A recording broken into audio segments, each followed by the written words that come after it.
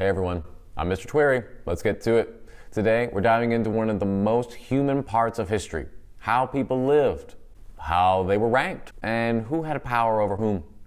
Let's talk about the social theme in AP World History Modern. We'll explore what the social theme or social spice tea theme is, where we can see it in different periods throughout the class, and how to apply it to some of those types of essays you'll have to write in AP. Do you have rules, spoken or unspoken, that guide how you interact with people? Maybe they apply to just in school or even outside of school. Are there certain people you hang out with? Are there certain ways you acknowledge your peers, talk to or greet them? What's up? Or hey. How do you address different types of adults in your life? Do you respect them or not?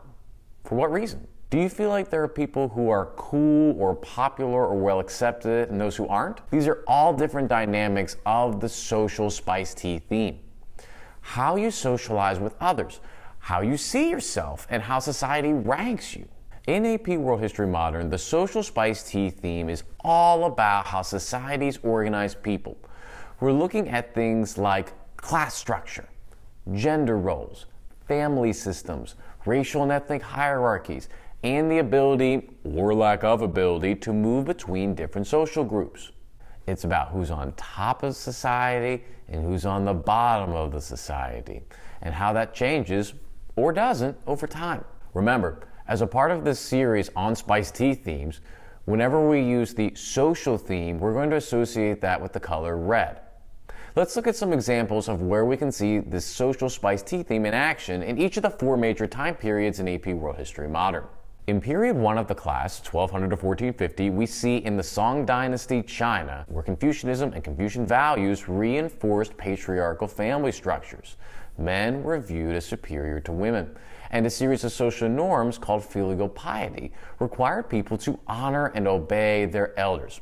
This value system shaped society from the family dynamic all the way up to the Emperor of China. Another example can be found in India during this time period and the caste system that has been around there for centuries.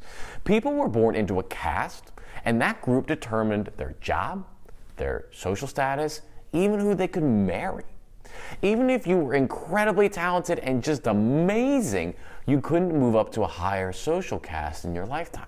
In period 2, 1450 to 1750, colonialism got real. The Spanish had set up a caste system of their own in the Americas, where your social status depended on your ancestry, like whether your parents were Spanish, indigenous peoples in the Americas, or African.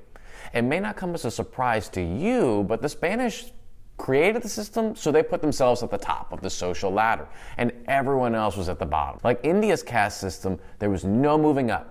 Your bloodline would decide your status in society. During period 3, 1750 to 1900, industrialization had taken root. Factories and machines created new working conditions and social class division. Some people were white-collar workers. They were the management class that made big bucks. Everyone else was the labor force, also known as the new working class, nicknamed blue-collar workers. And guess what? The conditions were awful for blue-collar workers.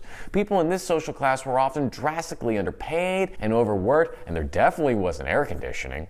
And finally, in period 4, 1900 to the present, we saw all sorts of examples of people establishing and redefining new social norms in society.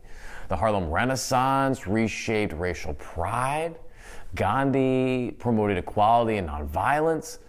Malala standing up for girls' education, and tons more. Decolonization protests, civil rights marches, etc. If you can spot patterns like in this social theme, you'll write stronger essays and connect the dots better in class discussions. Let's wrap up things in today's episode by looking at an example of a type of essay you may have to write one day that is focused around the social spice tea theme. Here's a real College Board style prompt. Don't worry, it's not graded. Evaluate the extent to which social structures changed in the period 1750 to 1900. Here's how you might respond. Your thesis statement could be focused around something like social structures changed significantly as Enlightenment ideas and industrialization challenged old hierarchies. As historical evidence for that essay, you could talk about the abolition of slavery in Haiti or Britain in the United States. You could mention the rise of working class movements during the Industrial Revolution. Highlight women's rights campaigns like the Seneca Falls Convention. You could address a continuity as well, like lingering class divisions that may still persist today. The social theme reminds us that history is not just about emperors and wars and dates and events. It's about people, families, workers, and activists. And those people matter. Next time, I'll be taking on the political spice tea theme. That's it. I'm all done here. Thanks for watching. I'll see you in the next one.